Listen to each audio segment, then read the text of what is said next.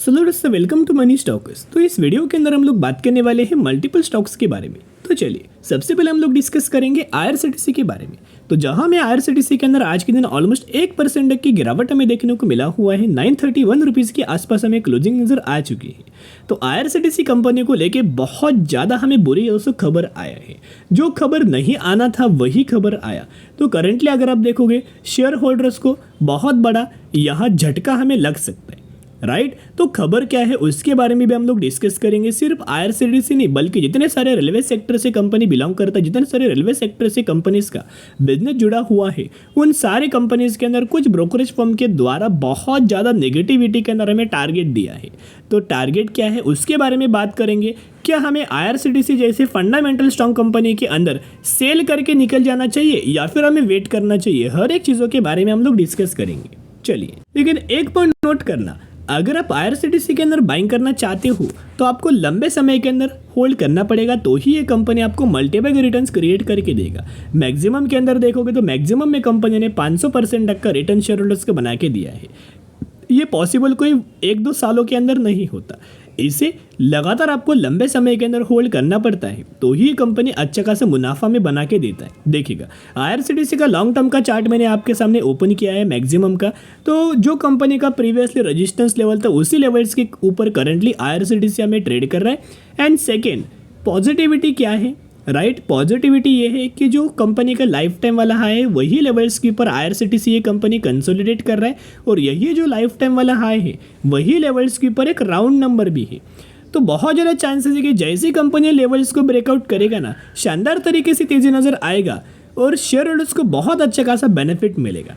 लेकिन क्या है ना, ये कंपनी क्या है, फंडामेंटली कंपनी स्ट्रांग है, आपको पता है। मोनोपोली कैटेगरी से कंपनी बिलोंग करता है, ये भी आपको पता है। और गवर्नमेंट ओन कंपनी है, ये भी आपको पता है। लेकिन आज के दिन बुरी खबर क्या आया, राइट। तो चलिए बात कर लेते हैं। अभी हम आ चुके अपडेट्स के ऊपर। ये अपडेट आया है 3 घंटे पहले, देखिएगा 3 आवर्स एगो ये अपडेट आया है, जिसके अंदर क्या बोला है, RVNL, IRCON, IRCTC, RailTel and RITES brokerage firm sees up to 51% crash in this 5 railway stocks. यानी कि जो 5 कंपनीज के बारे में बोला गया है, कौन कौन सी कंपनीज, आरवीएनएल, आयरकॉन, आईआरसीटीसी, रेलटेल एंड राइड्स, इन पांचों कंपनी के अंदर मोर देन 50% तक की गिरावट हमें देखने को मिल सकता है, ऐसे ब्रोकरेज फर्म का हमें मानना निकल के आ रहा है। तो जिसके अंदर आईआरसीटीसी कंपनी को लेके ब्रोकरेज फर्म के द्वारा करीब करीब 700 रुपीज़ तक का टारगेट हमें दिया है। कितना, 700 रुपीज़ तक का दोस्तों टारगेट दिया है। तो क्या अभी हमें आईआरसीटीसी के अंदर सेल करके निकल जाना चाहिए? नहीं दोस्तों, मैं एक ही रिक्वेस्ट करना चाहूँगा। केपीआईटी के अंदर भी उसी तरीके से खबर आया था, जब कंपनी 1000 रुपीज़ के आसपास ट्रेड कर रहा था, तब केपीआईटी के अंदर ब्रोकरेज फर्म का मानना था कि अगले 12 मंथ्स के अंदर 1 सालों में केपीआईटी ये कंपनी के अंदर 50% तक की गिरावट हो सकता है, और जहां कंपनी 500 रुपये के आसपास हमें आने वाले समय के अंदर ट्रेड कर सकता है। लेकिन क्या ऐसा हुआ? क्या करंटली केपीआईटी आपको 500 रुपये पर मिल रहा है? नहीं, राइट। ऊपर से जो अच्छी कंपनी होता है, फंडामेंटली कंपनी स्ट्रांग होता है ना, वो कंपनी के अंदर लगातार दोस्तों तेजी आता है। तो एक रिक्वेस्ट करना चाहूँगा, बिल्कुल भी सेल करने की जरूरत नहीं है। अगर आपने जिस भी कंपनी के अंदर बाइंग किया है ना, आरवीएनएल, आयरकॉन, आईआरसीटीसी, रेलटेल या फिर राइड्स, अगर वो कंपनी गिरता भी है तो हर एक गिरावट के अंदर बाइंग करना, यही बाइंग करने का बहुत अच्छा खासा मौका होता है, क्योंकि उसी समय वो कंपनी क्या डिस्काउंट प्राइस के अंदर मिलता है, राइट। तो उसी समय के अंदर दोस्तों बाइंग करने का मौका होता है। अगर कंपनी गिरता है ना, तो buy on the strategy apply करना, ताकि अगर वो कंपनी तेजी के अंदर रिकवर करेगा ना, सबसे ज़्यादा बेनिफिट आप ही को मिलेगा। अभी हम आ चुके मूविंग एवरेज वाले टेक्निकल चार्ट पैटर्न्स के अंदर। तो यहाँ अगर आप देखोगे तो 2 लाइन्स आपको दिखाई दे रही है, एक है येलो कलर का, एक है ब्लैक कलर का। तो येलो कलर का लाइन इंडिकेट्स क्या करता है, 50 दिन का मूविंग एवरेज, और जो ब्लैक लाइन इंडिकेट्स क्या करता है, 200 दिन का मूविंग एवरेज। तो कहीं ना कहीं अगर आप ऑब्जर्व करके चलेंगे, रिसेंटली क्या होता है ना, मैक्सिमम जो कंपनीज होता है वो 50 दिन के मूविंग एवरेज के ही ऊपर लगातार सपोर्ट लेके हमें तेजी आता है, राइट। लगातार सपोर्ट लेके तेजी आता है, पहले भी देख सकते हो, सपोर्ट लिया तेजी आया, सेकेंड बार भी सपोर्ट लिया तेजी आया। लेकिन कुछ कंपनीज ऐसा होता है जो कि 50 दिन के मूविंग एवरेज के ऊपर सपोर्ट नहीं लेता, तो उसका जो अगला सपोर्ट होता है ना, वो 200 दिन का मूविंग एवरेज होता है, यानी कि ब्लैक लाइन। तो करंटली आईआरसीटीसी ये कंपनी यही लेवल्स के ऊपर ट्रेड कर रहा है। जैसे जैसे कंपनी गिरावट के अंदर मिले, buy on the strategy apply करना, ताकि जैसे ही कंपनी रिकवरी करेगा ना, सबसे ज़्यादा बेनिफिट आप ही को मिलेगा। एंड लंबे समय के अंदर कंपनी के पैरामीटर्स देखोगे तो कोई प्रॉब्लम नहीं है। शॉर्ट टर्म के अंदर प्रॉब्लम हो सकता है, राइट, शॉर्ट टर्म के अंदर प्रॉब्लम हो सकता है। इसके वजह ये नहीं कि वो कंपनी डूब जाएगा, बर्बाद हो जाएगा। सेल्स अगर आप ऑब्जर्व करके चलेंगे लंबे समय के, यानी कि इसे रेवेन्यूज भी बोल सकते हो, 1880 करोड़, 3540 करोड़, 4270 करोड़ और 4390 करोड़। देख सकते हो रेवेन्यू कितना शानदार तरीके से ग्रो हो रहा है। रही बात इनके प्रॉफिट्स की, तो प्रॉफिट्स भी देख सकते हो 660 करोड़, 1000 करोड़, 1100 करोड़ और 1190 करोड़, राइट। लगातार कंपनी का प्रॉफिट्स भी लंबे समय के अंदर ग्रो हो रहा है। उसके साथ साथ अभी हम डिस्कस करेंगे म्यूचुअल फंड्स के डेटा के बारे में, राइट। म्यूचुअल फंड्स कौन सी कंपनी के अंदर क्या कर रहे हैं वो जानना भी दोस्तों इंपॉर्टेंट होता है। इसी की वजह से मैं जितने सारे कंपनीज के बारे में हम लोग वीडियोस के बारे में बात करते हैं वीडियोस के अंदर, राइट, उन सारे कंपनीज के म्यूचुअल फंड्स का डेटा हम लोग आपके साथ डिस्कस जरूर करते हैं। ये आपको भी पता होगा, ये डेटा है म्यूचुअल फंड्स का IRCTC का, आप देख सकते हो, जहां हर एक महीने का डेटा को अगर आप कंपेयर करेंगे तो आपको देखने को मिलेगा कि हर एक महीने म्यूचुअल फंड्स लगातार जम के बाइंग कर रहे। सिर्फ फेब महीने के अंदर और मार्च महीने के अंदर म्यूचुअल फंड्स ने सेलिंग किया था, लेकिन वही अप्रैल के अंदर, मई के अंदर, जून के अंदर एंड जुलाई के अंदर लगातार बाइंग किया गया है। तो आप देख सकते हो हर एक मंथ के अंदर म्यूचुअल फंड्स लगातार बाइंग कर रहे हैं। IRCTC के अंदर ये बहुत पुराना न्यूज़ है,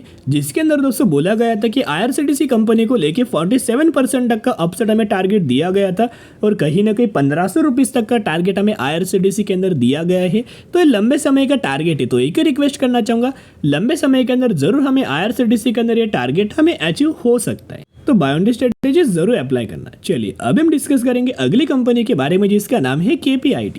तो KPIT की अगर बात की जाए तो आज के दिन एक नए के बराबर परफॉर्म किया, 1830 रुपए के आसपास हमें क्लोजिंग नजर आ चुकी। तो KPIT के कंपनी को शेयर करने का पीछे एक रीजन है, एक कारण है, क्योंकि पिछले एक महीने का KPIT का परफॉर्मेंस अगर आप देखोगे तो कुछ कंपनी ने परफॉर्म नहीं किया, कंपनी ने कंसोलिडेट किया है। तो यही कंसोलिडेशन के अंदर हमें दोस्तों बाइंग करने का मौका होता है। तो यही कंसोलिडेशन के अंदर जो भी कंपनी आपको दिखाई देना एंड जो कंपनी फंडामेंटली स्ट्रांग हो, जो कंपनी के पैरामीटर्स ग्रोइंग हो, जो कंपनी का टेक्निकल चार्ट पैटर्न भी ग्रोइंग हो, राइट, और वो कंपनी अगर कंसोलिडेट करे तो उसी कंपनी के अंदर बाइंग करने का बढ़िया तरीके से मौका होता है। अभी KPIT ये कंसोलिडेट कर रहा है, एक ही रिक्वेस्ट करना चाहूँगा, बाइंग करने का बहुत अच्छा खासा मौका, क्योंकि जब भी कंपनी कंसोलिडेट करता है शानदार तरीके से तेजी आता है। देखिएगा मैक्सिमम का चार्ट मैंने KPIT का ओपन किया है, मैक्सिमम के अंदर कंपनी ने कितना 1600% तक का रिटर्न शेयर होल्डर्स को बना के दिया है। देखिएगा कंपनी के अंदर तेजी आता है, कंपनी के अंदर प्रॉफिट बुकिंग आता है, फिर कंपनी कंसोलिडेट करता है, फिर तेजी आता है,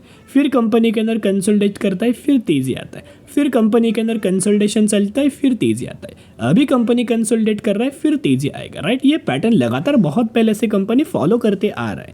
तो KPIT को लेकर टारगेट दिया गया है एक्सिस सिक्योरिटीज़ के द्वारा। तो एक्सिस सिक्योरिटीज़ के द्वारा हमें पहले टारगेट दिया गया था 2000 रुपीज़ का, उसको अपग्रेड करके अभी जो टारगेट दिया गया है 2100, यानी कि 2100 रुपीज़ तक का टारगेट हमें दिया गया है। तो KPIT क्या बिजनेस क्या है, ये कंपनी क्या है ना, AI यानी कि आर्टिफिशियल इंटेलिजेंस एम्बेडेड सॉफ्टवेयर, इस तरीके से सर्विसेज शेयर होल्डर्स को इनके क्लाइंट्स को दोस्तों प्रोवाइड करता है। बेसिकली KPIT है IT सेक्टर से कंपनी बिलोंग करता है, लेकिन जो सर्विसेज है वो ऑटोमोटिव सेक्टर को दोस्तों प्रोवाइड करता है। अभी ये बिजनेस आपके सामने ने शेयर किया, बिजनेस बहुत अच्छा यूनिक बिजनेस है और लंबे समय के अंदर ग्रोइंग बिजनेस है।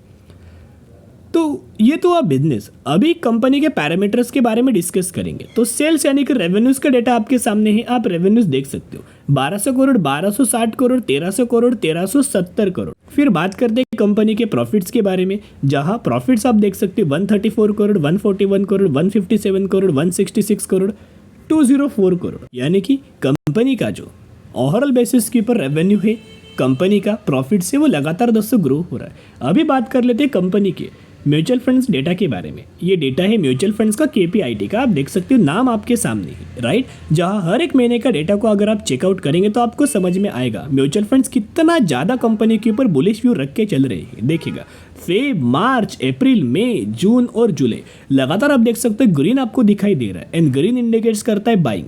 तो यहाँ अगर आप देख के चलेंगे तो लगातार म्यूचुअल फंड्स बाइंग करते आ रहा है हर एक महीने के अंदर। तो आपको पता होगा म्यूचुअल फंड्स अगर खरीदारी कर रहा है ना, तो जरूर कंपनी के अंदर इन फ्यूचर में बड़ी रैली, बड़ी तेजी आपको देखने को मिल सकता है, राइट। और ये रैली म्यूचुअल फंड्स मिस नहीं करना चाहते, इसी वजह से म्यूचुअल फंड्स के द्वारा हमें एंट्री लगातार हो रहा है। तो चलिए अभी हम बात करेंगे KPIT टेक्नोलॉजीज के टेक्निकल चार्ट पैटर्न्स के बारे में। देखिएगा बिजनेस के बारे में हमने शेयर किया, पैरामीटर्स के बारे में शेयर किया, म्यूचुअल फंड्स के बारे में शेयर किया।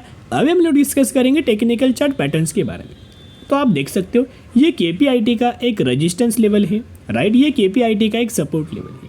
जब भी कंपनी के अंदर तेजी आएगा कंपनी रेजिस्टेंस लेगा, जब भी कंपनी के अंदर गिरावट आएगा कंपनी सपोर्ट लेगा। आप देख सकते हो अभी क्या है ना, कंपनी का जो इंपॉर्टेंट रेजिस्टेंस लेवल था वो KPIT के द्वारा क्या किया गया, ब्रेकआउट किया, रिटेस्ट किया। यही से एक शानदार तरीके से तेजी रैली हमें आ सकता है। करंटली मार्केट हमें वॉलेटाइल है ना, जिस वजह से थोड़ा बहुत हमें कंपनी कंसोलिडेट कर रहा है। लेकिन यही दोस्तों कंसोलिडेशन कंपनी कहाँ कर रहा है, ब्रेकआउट करने के बाद कंपनी कंसोलिडेट कर रहा है। इसके वजह से अभी क्या है ना, पॉजिटिव सेंटिमेंट्स बना हुआ है। ये कोई बियरिश मूव नहीं है, ये बुलिश मूव हमें निकल के आ सकता है। अभी बाइंग करने का मौका है, तो buy on the strategy apply जरूर करना। चलिए अभी हम बात करेंगे अगली कंपनी के बारे में जिसका नाम है स्प्रे किंग लिमिटेड। 40 रुपीज़ के आसपास ट्रेड कर और मैक्सिमम में 1440% तक का रिटर्न शेयर होल्डर्स को बना के दिया है। रिसेंटली कंपनी ने बोनस का अनाउंसमेंट किया है, रेशो है 1:1, यानी कि अगर आपके पास इस कंपनी के 1 शेयर होंगे तो हर एक शेयर के बदले ये कंपनी आपको 1 बोनस शेयर देने वाली है। तो ज़रूर कंपनी के बारे में स्टडी एनालिसिस जरूर करना।